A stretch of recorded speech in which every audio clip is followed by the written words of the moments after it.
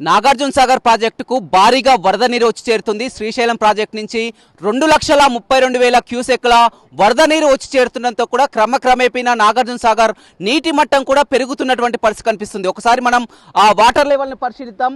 Water level చూసినట్లయితే 524 అడుగులకు చేరుకుంది. నిన్న మొన్నటి వరకు ఒక వారం క్రితం చూసినట్లయితే 504 అడుగులతో పూర్తిగా డెడ్ స్టోరేజ్లో ఉన్నటువంటి నాగార్జున సాగర్ ప్రాజెక్టు ఎగువన కురుస్తున్నటువంటి భారీ వర్షాలతో ఇన్ఫ్లో మొదలు కాగానే ప్రస్తుతం 524 అడుగులకు చేరుకుంది. నాగార్జున సాగర్ పూర్తి స్థాయి నీటి మట్టం 590 అడుగులు. మొత్తం 312 టీఎంసీల సామర్థ్యం కలిగినటువంటి నాగార్జున సాగర్ ప్రాజెక్టు ప్రస్తుతం 153 టీఎంసీలు కూడా నీరు చేరుకుంది. ఇదే విధమైనటువంటి ఫ్లో రోజుకు కూడా 20 టీఎంసీల వరకు కూడా నీరు వచ్చి చేరుతుంది. ఇదే విధమైనటువంటి ఫ్లో మరొక వారం రోజులు కనుక వస్తే ఇక మిగిలింది 159 టీఎంసీలు అయితే 312 టీఎంసీలు పూర్తి స్థాయి నీటి మట్టం చేరుకునే అవకాశం కనపడుతుందని చెప్పవచ్చు. ఇప్పటికే తెలుగు రాష్ట్రాల ప్రజలు కూడా అంతా ఆనందం వ్యక్తం చేస్తున్నారు. ఎందుకంటే నాగార్జున సాగర్ ప్రాజెక్టు తెలుగు రాష్ట్రాల ప్రజలకు వరప్రదాయిని అని చెప్పవచ్చు. ఇటు కుడి కాలువ పరిధిలో కృష్ణా, గుంటూరు, ప్రకాశం జిల్లాలు, అటు ఎడమ కాలువ పరిధిలో నల్గొండ, ఖమ్మం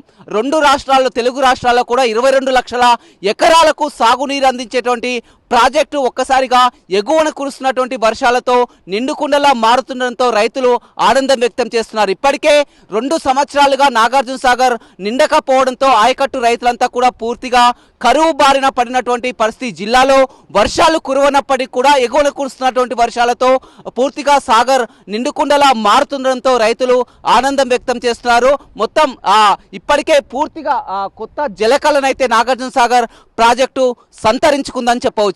ఓటు స్టూడియో అసలైన తొలి వెలుగు. ఫాలో వాట్సాప్ @తొలి వెలుగు అఫీషియల్.